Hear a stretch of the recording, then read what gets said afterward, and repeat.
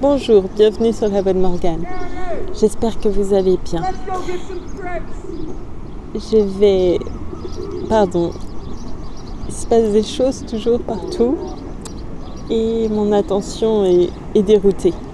Je reprends la lecture de Jane Eyre de Charlotte Brontë que j'ai abandonnée au mois de janvier à peu près. Et oui, je suis à la plage. Voilà, je vous dis à tout à l'heure après cette lecture. Merci beaucoup pour votre écoute. J'espère que vous allez bien. Je crois que je l'ai déjà dit, mais j'y tiens vraiment. Et à tout à l'heure. Chapitre 5. C'était le 19 janvier au matin. 5 heures venaient à peine de sonner lorsque Bessie apporta une chandelle dans ma petite chambre et me trouva déjà debout, presque habillée. Je m'étais levée une demi-heure avant son arrivée. J'avais fait ma toilette et mis mes vêtements à la clarté d'une demi-lune sur le point de disparaître, dont les rayons pénétraient par l'étroite fenêtre près de mon lit. Je devais quitter Gateshead ce jour même, par la diligence qui passait devant les grilles de la loge du portier à 6 heures du matin. Bessie était la seule personne qui fut levée. Elle avait allumé le feu de la nurserie où elle était en train de préparer mon petit déjeuner. Peu d'enfants peuvent prendre un repas lorsqu'ils sont surexcités à la pensée d'un voyage, et j'en fus incapable. Bessie, ayant vainement insisté pour me faire prendre quelques cuillerées de lait bouilli et de pain qu'elle m'avait servi, enveloppa des biscuits dans un papier et les rangea dans mon sac. Elle m'aida ensuite à mettre ma pelisse, ma capote, jeta un châle sur ses épaules et sortit avec moi de la nurserie. En passant devant la chambre de Mrs. Reed, Bessie me dit « Voulez-vous entrer dire au revoir à madame ?»« Non, Bessie, elle est venue hier soir près de mon lit lorsque vous étiez descendu souper et m'a dit qu'il était inutile de la déranger ce matin, ni elle ni mes cousins. Elle m'a recommandé de me rappeler qu'elle avait toujours été ma meilleure amie et de parler d'elle, de lui être reconnaissante en conséquence. »« Qu'avez-vous dit, Miss ?»« Rien, j'ai caché ma figure sous les couvertures et me suis tournée vers le mur. »« Ce n'est pas bien, Miss Jane. »« Si, c'est très bien. Bessie, votre maîtresse, n'a jamais été mon amie, elle m'a traitée en ennemie. »« Oh, Miss Jane, ne dites pas cela. »« Adieu, Gateshead, m'écriai-je lorsque, après avoir traversé le vestibule, nous sortîmes par la grande porte. La lune s'était couchée et il faisait très noir. Bessie portait une lanterne dont la lumière brillait sur les marches mouillées et sur l'allée sablée trempée par un récent dégel. Ce matin d'hiver était humide et glacial. Je claquais des dents tandis que je descendais l'avenue en hâte. Il y avait de la lumière dans la loge du portier. En y arrivant, nous trouvâmes sa femme en train d'allumer le feu. Ma malle toute cordée qui avait été descendue la veille au soir était devant la porte. Il était 6 heures moins quelques minutes. Peu après qu'elles eurent sonné, un roulement lointain annonça l'arrivée de la diligence. J'allai à la porte guetter ces lumières qui approchaient rapidement dans l'obscurité. « Part-elle seule ?» demanda la femme du portier. « Oui. »« Est-ce loin ?»« À 50 000. » Quel long parcours! Je suis étonnée que Mrs. Reed ose l'envoyer si loin toute seule. La diligence s'arrêta. Elle était là, devant les grilles, avec ses 4 chevaux et son impériale chargée de voyageurs. Le conducteur et le cocher criaient de se presser. Ma malle fut hissée là-haut et je fus arrachée du cou de Bessie auquel je m'étais accrochée en l'embrassant.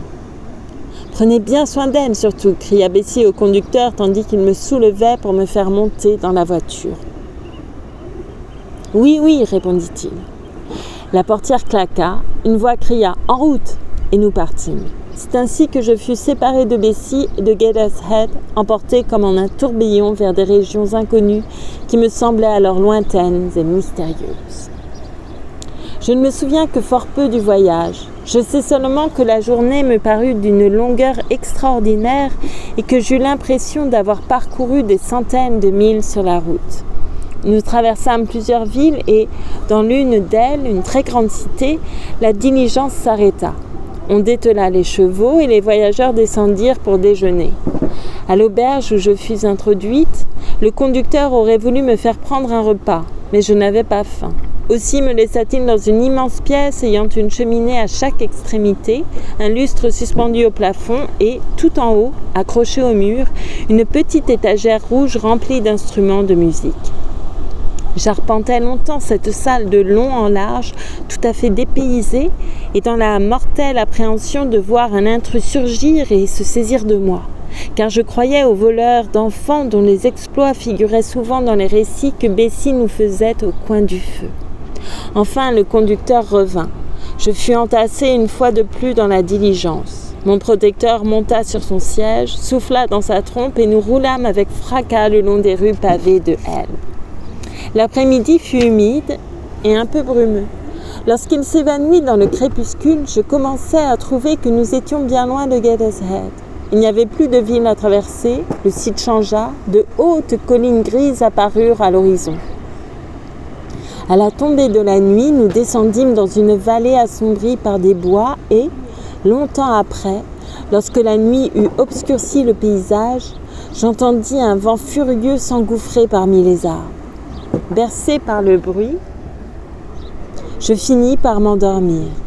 J'étais depuis peu assoupie lorsque l'arrêt soudain de la voiture me réveilla. La portière était ouverte.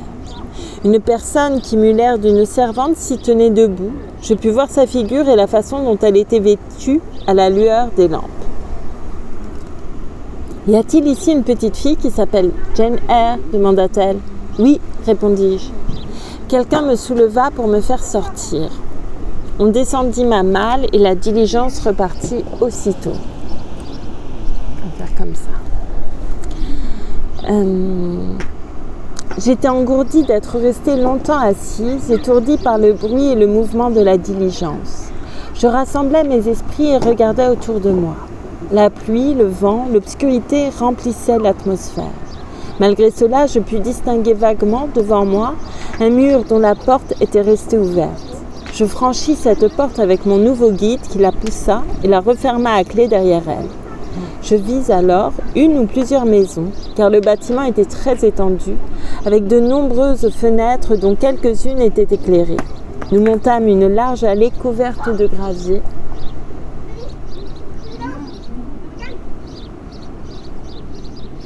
Où l'on s'éclaboussait d'eau et entrâmes dans la maison. Puis la servante me conduisit par un couloir dans une pièce où il y avait du feu et m'y laissa seule. Je restais debout, réchauffant mes doigts engourdis à la chaleur de la flamme et regardais autour de moi. Il n'y avait pas de lumière, mais la lueur incertaine du foyer révélait par intervalles les murs tapissés de papier, les rideaux, le tapis, le mobilier en acajou brillant. C'était un parloir assez confortable, mais ni aussi spacieux ni aussi somptueux que le salon de Gateshead. J'étais en train de me demander ce que pouvait bien représenter un tableau accroché au mur lorsque la porte s'ouvrit. Une personne entra, une lumière à la main, suivie de près par une autre. La première était une dame de haute taille, aux cheveux et aux yeux noirs, au front haut et pâle. Elle était à demi enveloppée d'un châle, elle avait l'air grave et se tenait très droite. « L'enfant est bien jeune pour avoir été envoyé seul ici, dit-elle, posant la chandelle sur la table. Elle m'observa attentivement une minute ou deux et ajouta « Le mieux est de la mettre au lit sans tarder, elle a l'air fatiguée. »« Êtes-vous fatiguée ?» demanda-t-elle, me posant la main sur l'épaule. « Un peu, madame. »« Et vous avez faim, sans aucun doute. Faites-lui prendre quelque chose avant de se coucher, Miss Miller. Est-ce la première fois que vous quittez vos parents pour aller en pension, ma petite fille ?» Je lui expliquai que je n'avais pas de parents. Elle me demanda depuis combien de temps ils étaient morts, quel était mon âge, mon nom, si je savais lire, écrire et faire un peu de couture. Puis elle m'effleura doucement la joue de son index, me disant qu'elle espérait que je serais bien sage et me laissa aller avec Miss Miller. La dame que je venais de quitter pouvait avoir environ 29 ans. Celle qui m'accompagnait paraissait plus jeune de quelques années. La première m'impressionna par sa voix, son regard, son aspect. Miss Miller était plus ordinaire. Elle avait un teint rouge. Excusez-moi, est-ce que vous pourriez éviter de lancer des galettes vers moi, s'il vous plaît? Merci. Pardon. Euh, donc,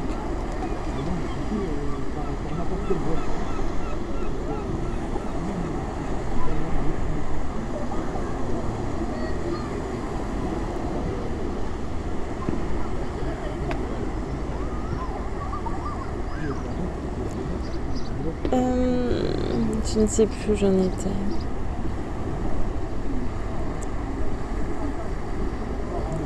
Je vais reprendre là. La première m'impressionna par sa voix, son regard, son aspect.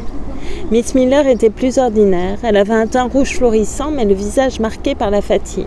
Dans sa démarche, son comportement, elle avait quelque chose de précipité, comme quelqu'un accablé par de multiples tâches. Elle avait l'air, ce que par la suite je découvris qu'elle était effectivement, d'une sous-maîtresse.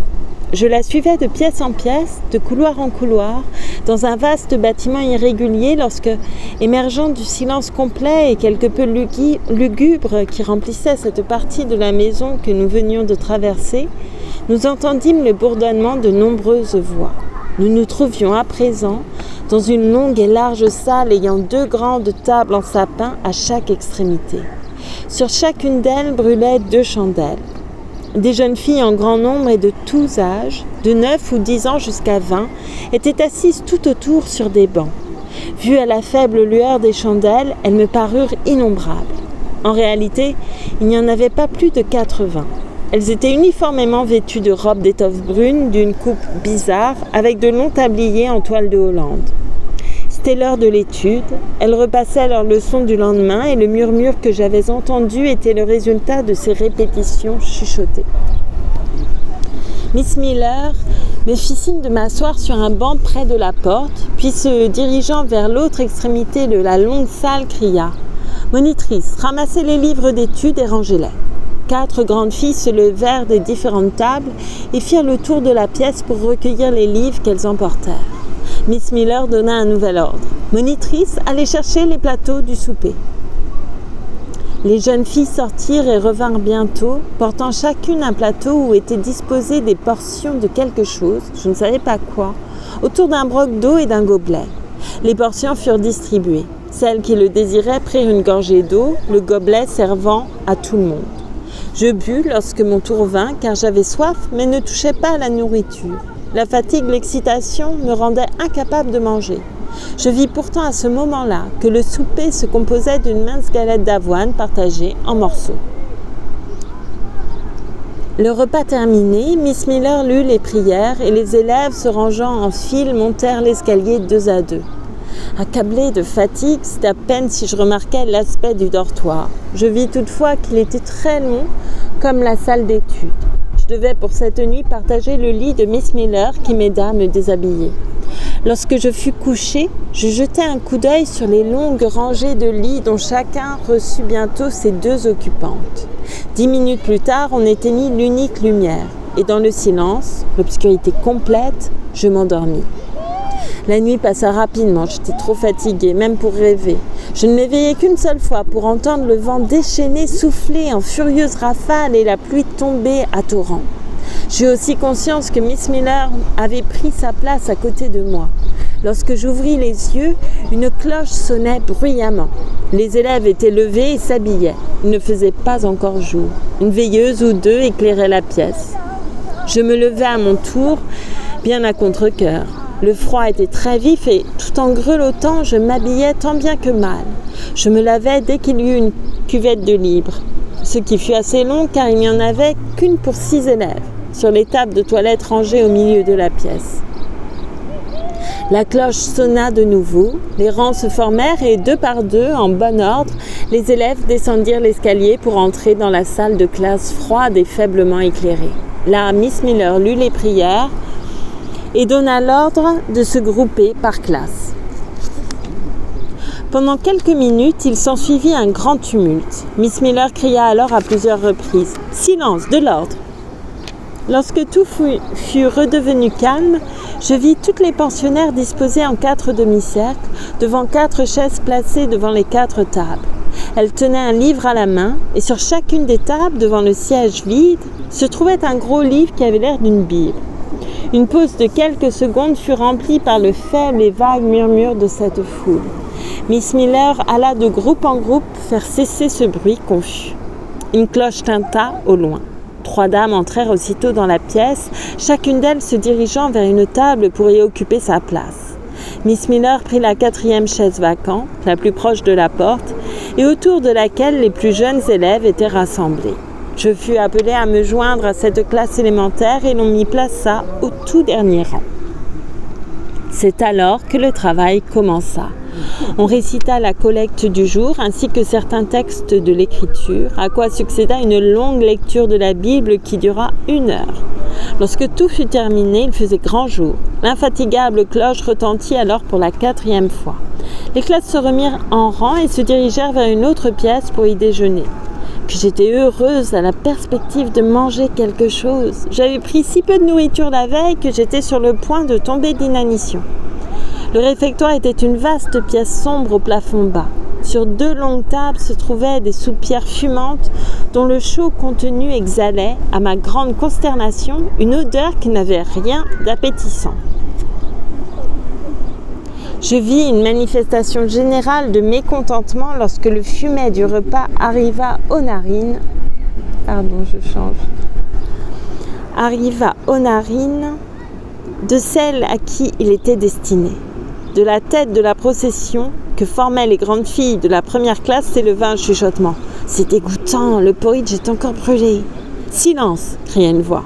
Ce n'était point la voix de Miss Miller, mais celle d'une des maîtresses des classes supérieures, une petite personne brune, élégamment vêtue, mais d'aspect quelque peu morose, qui s'installa au bout d'une des tables, tandis qu'une dame plus rondelette en présidait une autre. Je cherchais vainement la personne que j'avais vue la veille au soir. Elle n'était pas là. Miss Miller occupait une des extrémités de la table où j'étais assise et une dame d'un certain âge, bizarre, qui avait l'air d'une étrangère, la maîtresse de français, comme je l'appris plus tard, prit la place correspondante à l'autre table. Quand nous eûmes dit une longue prière, chanté un hymne, une servante apporta le thé pour les maîtresses et le repas commença. Affamée et me sentant à présent très faible, je dévorais 1 ou 2 cuillerées de ma portion sans me préoccuper de sa saveur. Mais lorsque la première violence de la faim fut apaisée, je me rendis compte que j'avais devant moi une pitance nauséabonde. Le porridge brûlé est presque aussi détestable que les pommes de terre pourries. Même en temps de famine, il vous donnerait bientôt la nausée. Les cuillères se soulevèrent lentement. Je vis chaque élève goûter son porridge et essayer de l'avaler. Mais dans la plupart des cas, l'effort était bientôt abandonné. Le petit déjeuner se termina sans que personne se fût restauré. Après avoir rendu grâce pour ce que nous n'avions pas reçu et chanté un second hymne, nous quittâmes le réfectoire pour la salle de classe. Je fus l'une des dernières à sortir, et en passant devant les tables, je vis l'une des maîtresses prendre une soupière de porridge et le goûter. Elle regarda ses collègues.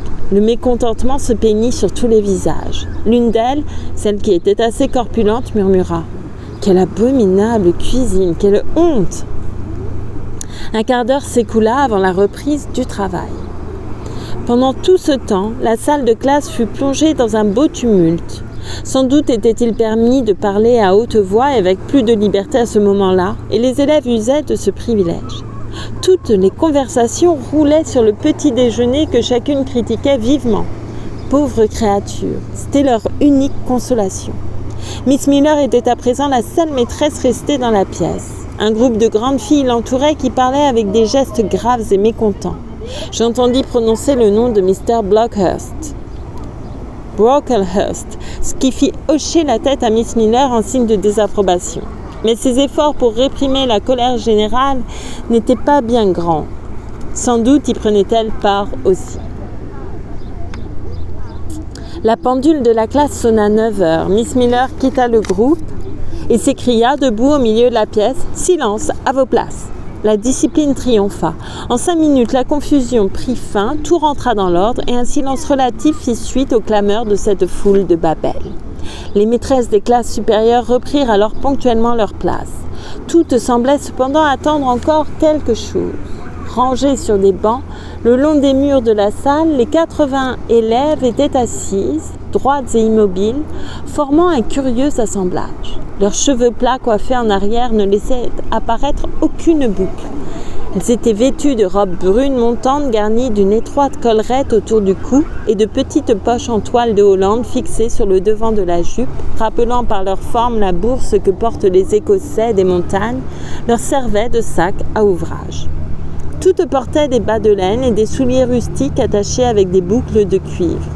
Plus d'une vingtaine d'entre elles étaient de grandes jeunes filles, presque des femmes. Ce costume leur seyait mal et donnait même aux plus jolies un air bizarre. Je continuais à les observer, à examiner aussi de temps en temps les maîtresses dont aucune ne me plaisait tout à fait. L'une, corpulente, paraissait un peu vulgaire, l'autre, la brune, n'était pas peu violente, celle qui était étrangère avait l'air sévère et grotesque. Quant à Miss Miller, la pauvre fille, elle était cramoisie, flétrie, épuisée. Soudain, tandis que mon regard errait d'un visage à l'autre, toutes les élèves se levèrent simultanément comme mues par un ressort. Que se passe-t-il donc ? Je n'avais entendu donner aucun ordre. J'étais intriguée. Avant que je fusse revenue de ma surprise, tout le monde était de nouveau assis. Mais comme tous les yeux convergeaient vers un seul point, les miens suivirent la même direction et se posèrent sur la personne qui m'avait accueillie la veille au soir. Elle se tenait au fond de la longue salle devant la cheminée. Il y en avait une à chaque extrémité. Elle observait les 2 rangées d'élèves en silence, avec gravité. Miss Miller s'approcha d'elle, parut lui poser une question et, revenant à sa place après avoir reçu la réponse, dit à haute voix « Monitrice de la première classe, allez chercher les globes terrestres. » Pendant que l'ordre était exécuté, la dame qui avait consulté Miss Miller s'avança lentement vers le haut de la salle. Je dois être douée d'une aptitude exceptionnelle pour la vénération, car je ressens encore le sentiment d'admiration respectueuse et craintive avec lequel mes yeux suivaient ses pas. Vue maintenant en plein jour, elle paraissait grande, belle, bien faite. Ses yeux bruns dont l'iris brillait d'un doux éclat étaient entourés de longs cils d'un pur dessin. Ils rehaussaient la blancheur de son grand front. Ses cheveux, d'un brun très foncé, formaient sur ses tempes des boucles rondes à la mode de cette époque où les bandeaux plats, les anglaises, n'étaient pas en vogue. Sa robe, également à la mode du jour, était en drap pourpre, agrémentée d'une sorte de garniture en velours noir à l'espagnole. Une montre en or, les montres n'étaient pas alors si communes qu'aujourd'hui, brillait à sa ceinture. Que le lecteur, pour compléter le portrait, y ajoute des traits délicats, un teint pâle mais clair, un air et un port majestueux, et il aura, aussi nettement que les mots peuvent l'exprimer, une idée exacte de l'extérieur de Miss Temple. Maria Temple. Je pus en effet voir par la suite son nom inscrit sur un livre de prière confié à mes soins pour le porter à l'église. La directrice de Lowood, telle était cette dame, ayant pris place devant une paire de globes posés sur une des tables, fit venir autour d'elle la première classe et commença à donner une leçon de géographie. Les classes élémentaires furent rassemblées par leur maîtresse. Des répétitions de grammaire, d'histoire, etc. se poursuivirent pendant 1 heure. On fit ensuite de l'écriture et de l'arithmétique, et Miss Temple donna des leçons de musique à quelques-unes des grandes. La durée de chaque classe était mesurée par l'horloge qui sonna enfin midi. La directrice se leva. « J'ai un mot à dire aux élèves, dit-elle. » Le tumulte de la fin des classes éclatait déjà, mais s'apaisa à sa voix. Elle continua. « Vous avez eu ce matin un déjeuner que vous n'avez pas pu manger. Vous devez avoir faim. Aussi ai-je donné l'ordre que l'on vous serve à tout un lunch de pain et de fromage. » Les maîtresses la regardèrent avec quelque surprise. « Cela se fera sous ma responsabilité, leur dit-elle en manière d'explication. Elle sortit aussitôt. On apporta et distribua sans tarder le pain et le fromage à la vive satisfaction des élèves qui s'en trouvèrent réconfortés. Puis ce fut l'ordre d'aller au jardin. Chacune mit une grossière capote de paille à brides de calicot de couleur et un manteau de frise grise. Équipée de la même façon, je suivis le courant et me trouvai bientôt en plein air. Le jardin était un vaste enclos entouré de murs si hauts qu'ils ne laissaient rien voir du paysage. Une véranda couverte s'étendait sur l'un des côtés. De larges allées bordaient l'espace central divisé en quelques vingtaines de petites parterres. Ces parterres étaient les jardins des élèves qui avaient à les cultiver et chacun avait son propriétaire. Lorsqu'ils étaient remplis de fleurs, ils offraient, sans nul doute, un coup d'œil charmant. Mais en cette fin de janvier, tout avait été dévasté par l'hiver et n'était plus qu'un résidu brunâtre. Je frissonnais tandis que je me tenais là, regardant autour de moi. C'était une journée bien peu favorable aux exercices de plein air. Non pas positivement pluvieuse, mais assombrie par un brouillard jaune résolu en pluie. Le sol était encore détrempé par le déluge de la veille. Les plus robustes parmi les élèves couraient çà et là, prenaient part à des jeux animés, mais d'autres, pâles et minces, se réfugiaient dans la véranda comme un troupeau, pour y chercher abri et chaleur, et parmi celles-ci, tandis que le brouillard épais pénétrait leur corps frissonnant, j'entendais fréquemment le son d'une toux caverneuse. Jusque-là, je n'avais parlé à personne. Nul n'avait semblé faire attention à moi. J'étais donc assez solitaire. Mais ce sentiment d'isolement m'était familier et ne m'accablait pas à l'extrême. Je m'appuyais contre un pilier de la véranda, cirais mon manteau gris autour de moi et, essayant d'oublier le froid qui, au dehors, me pinçait et la faim inapaisée qui, au dedans, me rongeait, je m'abandonnais à l'observation et à la rêverie. Mes réflexions étaient trop incertaines, fragmentaires, pour mériter d'être rapportées.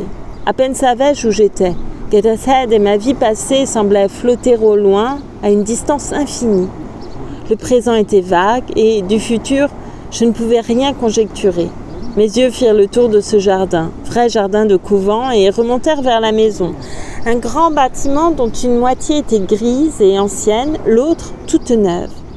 La partie nouvelle, contenant la salle de classe et le dortoir, était éclairée par des fenêtres à meneaux et à petits carreaux, qui lui donnaient l'aspect d'une église. Sur la tablette de pierre qui surmontait la porte était gravée cette inscription. Institution de Lowood. Cette partie fut rebâtie AD par Naomi Brocklehurst de Brocklehurst Hall dans ce comté. Que votre lumière luise ainsi devant les hommes, afin qu'ils voient vos bonnes œuvres et glorifient votre Père qui est dans les cieux.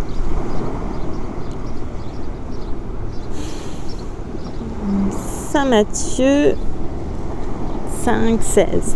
Je lus et relus ces mots, sentant qu'ils avaient besoin d'une explication. Mais j'étais tout à fait incapable d'en pénétrer le sens. Je continuais à méditer sur la signification du mot « institution » et à m'efforcer de découvrir une liaison entre les premiers mots et le verset de l'écriture, lorsque le bruit d'une toux derrière moi me fit tourner la tête. Je vis une petite fille, assise tout près sur un banc de pierre. Elle était penchée sur un livre dont la lecture paraissait l'absorber. De l'endroit où je me trouvais, j'en pouvais voir le titre, c'était « Rasselas ». Nom dont l'étrangeté me frappa et me séduisit. En tournant une page, elle leva par hasard les yeux et je lui dis sans préambule « Votre livre est-il intéressant ?» J'avais déjà formé le projet de lui demander de me le prêter quelques jours. « Il me plaît », répondit-elle, après un silence d'une ou deux secondes, pendant lequel elle m'examina. « De quoi parle-t-il » continuai-je.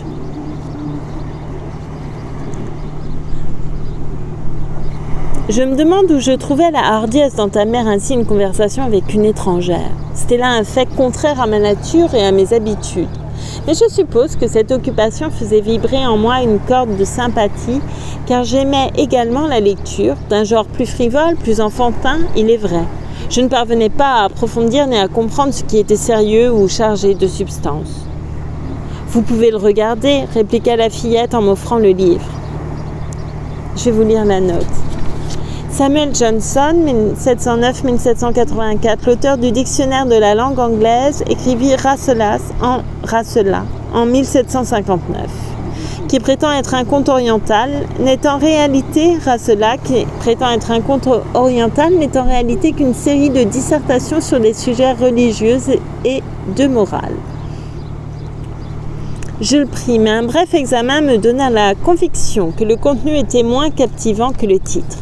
Rasselas parut fade à mon goût frivole. Je n'y vis rien ayant trait aux fées, au génie.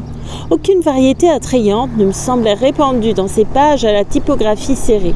Je lui rendis le livre qu'elle prit tranquillement sans dire un mot. Elle allait se replonger dans sa lecture lorsque je m'aventurais de nouveau à la déranger. Pouvez-vous me dire ce que signifie l'inscription gravée sur cette pierre au-dessus de la porte ? Qu'est-ce que l'institution de Lowood ? C'est la maison où vous êtes venu vivre. Et pourquoi l'appelle-t-on une institution ? En quoi diffère-t-elle des autres écoles ? C'est en partie un établissement de charité. Vous et moi, toutes ici, Vous et moi, toutes ici, nous sommes des enfants recueillis par charité. Je suppose que vous êtes orpheline. N'avez-vous pas perdu votre père ou votre mère? Ils sont morts tous deux avant que j'aie été en âge d'en garder le souvenir. Eh bien, toutes les élèves qui sont ici ont perdu leur père ou leur mère, ou l'un et l'autre. Et cette maison est une institution pour l'éducation des orphelines. Ne payons-nous pas? Nous entretient-on pour rien? Nous payons, ou des amis paient 15 livres par an pour chacune de nous. Alors pourquoi dit-on que nous sommes des enfants élevés par charité?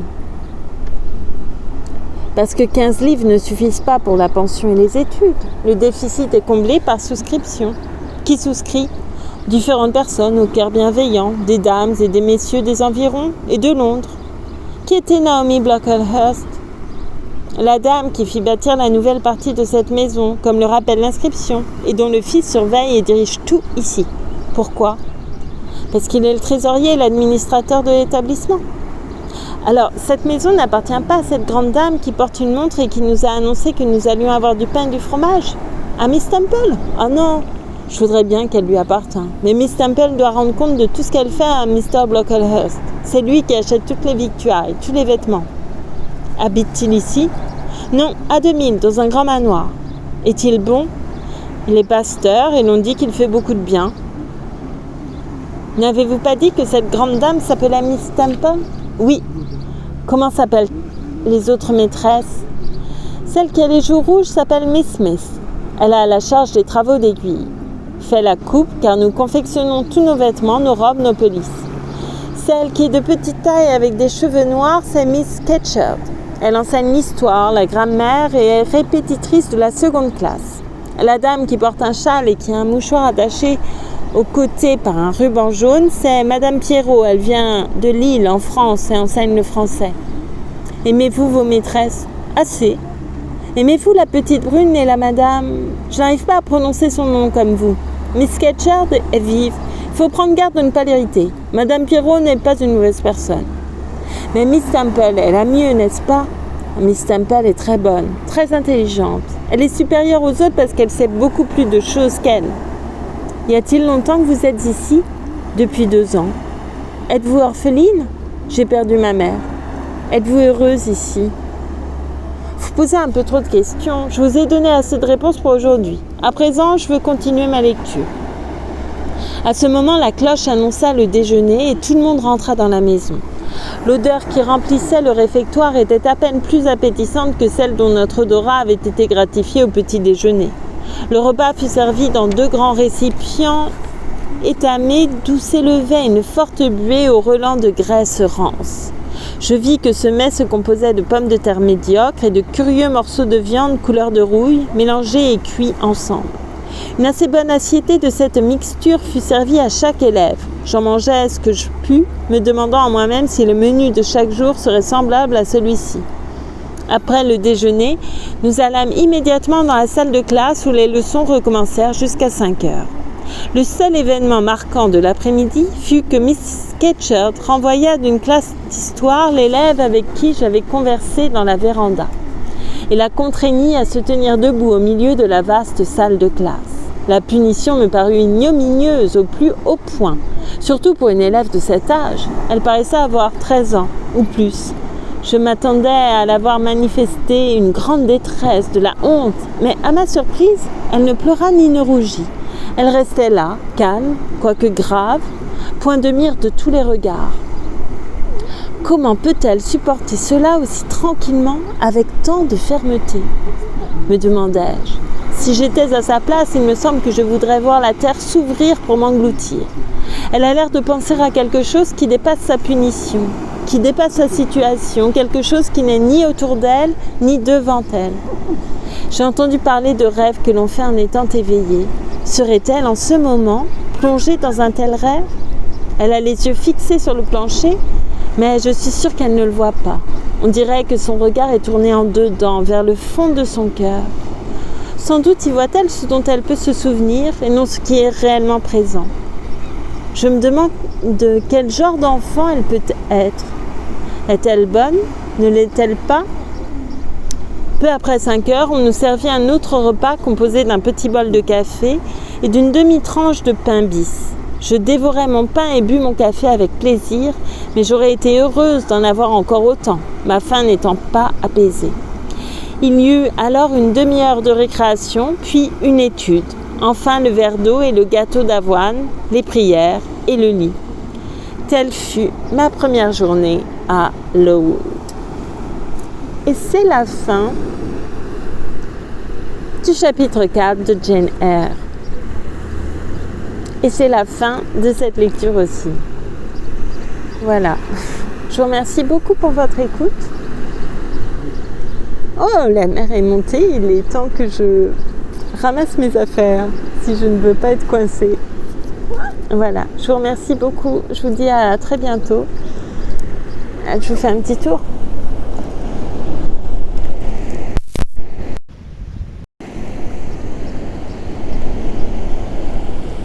Voilà, je ne suis pas allée plus loin parce qu'il y a des personnes, je ne veux pas les embêter. Merci beaucoup encore et prenez soin de vous. Profitez du soleil et de la mer si vous avez cette chance. À bientôt, merci.